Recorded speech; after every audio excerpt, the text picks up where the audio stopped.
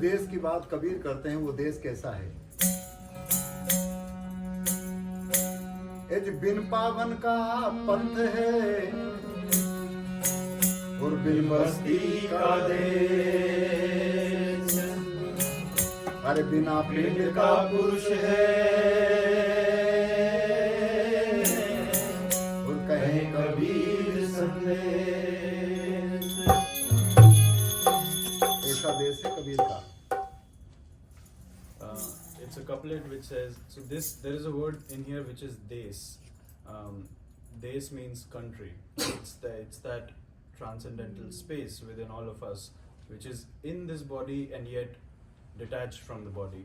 So he says, Kabir describes in this couplet what kind of a country or space that is. He says, it's a path without footsteps. It's a country without any kind of establishment, and the soul which is without any kind of form or body. That's what Kabir is hinting at. इधर आने के लिए पैरों की जरूरत नहीं है, इधर आने के लिए जमाने भर की बाउंड्री जो बना रखी उसकी जरूरत नहीं है। बीच में रुकावटें हैं तो उस रुकावट से ऊपर उठें, तब हम उसको जान पाएंगे। महरम का मतलब होता है जानना। He's saying to come here doesn't require these external organs, doesn't require effort. It's an internal process, and when you encounter obstacles, be with it and then find ways to transcend it. There you will need practices.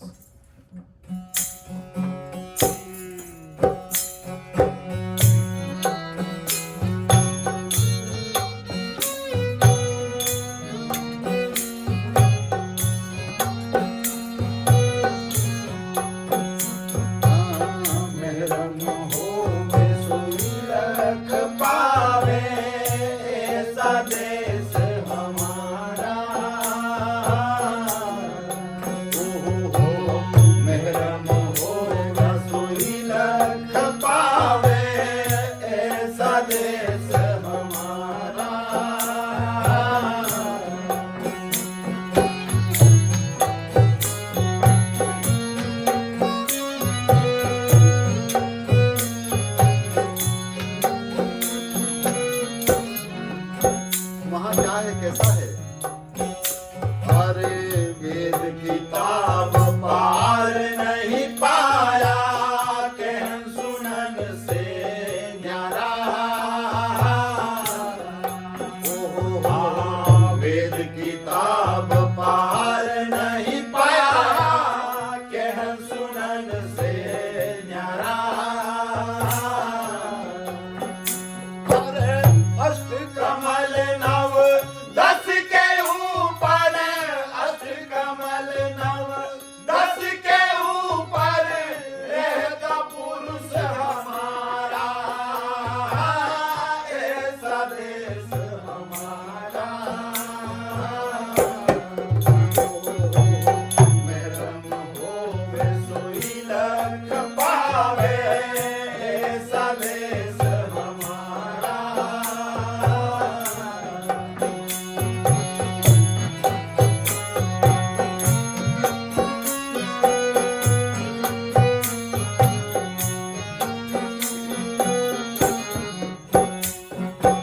वो अनुभव किताबों में लिखा जाता है तब फिर वो नहीं रहता जिसके बारे में कहा जाता। इसलिए कहते हैं कि वेद किताब पार नहीं पाया, उसको न तो कहा जा सकता है और न ही इसके जिस तरह से मैं आपको सुना रहा हूं ये भी बकवास है। और ये सब जाल में फंसाने के तरीके हैं, परंतु इसको सुन करके खुद को सुनो। इसको सुन करके ये क्या कह रहे हैं हम खुद अपने अंदर सुनने की जरूरत है। वो जो सुनता है वो है महरेमी, जो सुनता है वो है सच्चा ज्ञानी, जो सुनता है वो है सच्चा भेदिया। As soon as it is expressed in words or written down in the form of words, it is not that what it is. It's an experience, but as soon as it takes any kind of form, it's not that. So it's very important that we do not get trapped in the words or the scriptures or the books or any such thing, but just think of them as pointers which are directing us towards a certain direction, and then continue trying to experience it ourselves. इसलिए वहां जाए तो क्या करेंगे? अरे बिना बादल एक धामण धमके, बिन सूरज उजियारा, बिना बादल एक धामण धमके, बिन सूरज उजियारा, अरे बिना नैन से माला पोवे, बिना नैन से माला पोवे, सत से शब्द उचारा, ऐसा देश हमारा, मेरा मोह सुई लग पावे, ऐसा देश हमारा।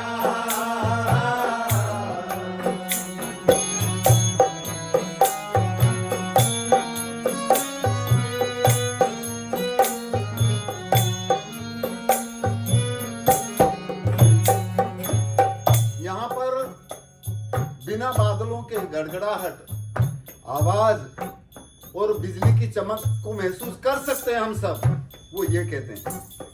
अब बताओ, बिजली की चमक को आप किताबों में कैसे लिखोगे? बादलों की गड़गड़ाहट को कैसे लिखोगे किताबों में? इसलिए किताबों में लिखने का और इस तरह से बोलने का भी वाक्य नहीं है। इसलिए आगे यूं कहा है, अच्छा कुछ कह रहा है।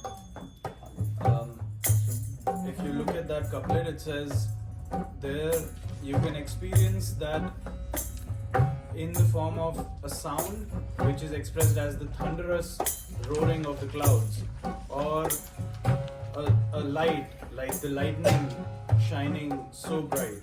So he's saying, how can you ever express something like that in the form of words? Even when I say thunderous roaring of the clouds, everybody is imagining something different. So you can experience, but the point of it is you can experience it as a subtle sound or a light in the body. इसलिए कहाँ जाएं? किस महल में जाएं? शून्य में आ जाओ, शून्य में। वो ये कहते हैं, इस शून्य महल में बाजा बाजे। कैसे? ऐसे ऐसे ऐसे ऐसे और अनेक तरह के। इधर आने पर ये सुनाई देगा। अब हम तो बजा रहे हैं, ठोक रहे, तब सुन रहे हो, पर बिना बजाए, बिना ठोके आवाज सुनो। ये है सच्चे साधक की पहचान, ये सच्चे साधक की साधना। So one needs to come to this place of nothingness where this can be experienced as a sound, and that sound is not by striking something. It's not because of a cause. It's just causelessly happening all the time. And that is a true seeker who brings themselves to that place where effortlessly they're just connected with that. अरे सुन महल में बाजा बाजे, किंगरी बेण सितारा। हो सुन महल में बाजा बाजे, किंगरी बेण सितारा। अरे जो चढ़ देखे गगन गुफा में, जो चढ़ देखेगा गगन गुफा में, तो दस